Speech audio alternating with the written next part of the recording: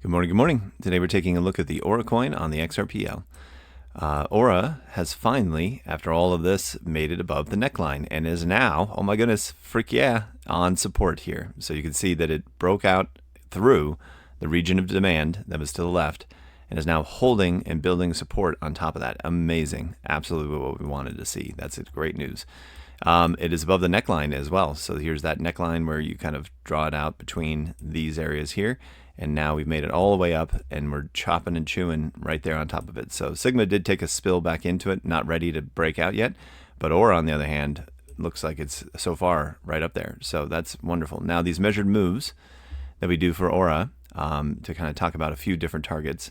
Number one, you've got the move from the low to the neckline is measured. Actually, it's right there. Then you take that guy and you stick it right here on top of the neckline. And so at minimum, we can expect Aura to make it back up to 210K market cap would be our next level of expectation of where this could go through this structure right here. And this matches the Adam and Eve structure here. So you can see how you measure from the left shoulder down to the head, measure that target, double it up on top of the trend line, and then you get the neckline here. So we should get right back up and above. So you can see right now we're basically right here, maybe even considered technically right there, but we're right around this area, and we are going to continue on and out for the measured move. So Aura is basically working on that. Then the RSI, even with this advance to the upside, is able to reset. So that's huge, right? So we have this RSI has been so consistent where it's been able to pop off, comes down, and then you just see the demand growing up in here.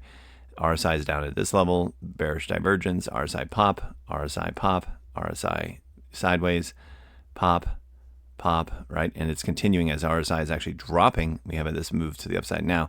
That could be a concern because we have a dropping momentum, but a price action going higher. So that's a bearish divergence. So consolidation at this level to reset this fully and hold these levels and then continue breaking out could very well be a wonderful thing at this point. So expecting a support build here on this level, and then we can from here break out and get hopefully a measured move up to 211 market cap, if not more. So now zooming out on how to measure fibs. So the simplistic way, we have a couple different methods, but the most easiest, most simplest, most accurate is to make sure that you're on log here, okay, for the log scale. And then you're going to use just like a standard fib level here. So let me hide this one. And we just have a standard fib. So the standard fib is you take the, let me get these guys off here.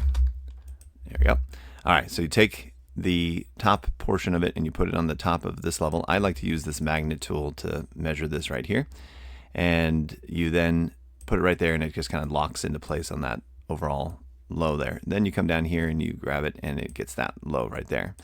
Now, the fib settings, you want to make sure that you jump in and you go down to the bottom here and you have your fibs based off of log scale as well. You got to turn that on, okay?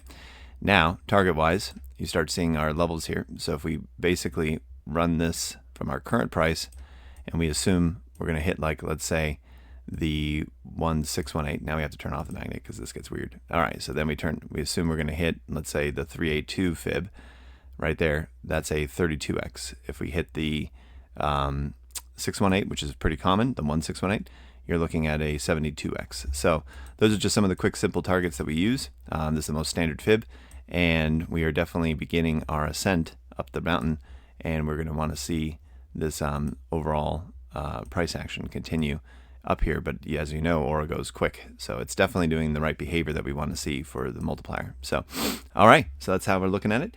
Looking great, and hopefully that was helpful. We'll check in tomorrow. Thanks so much for watching.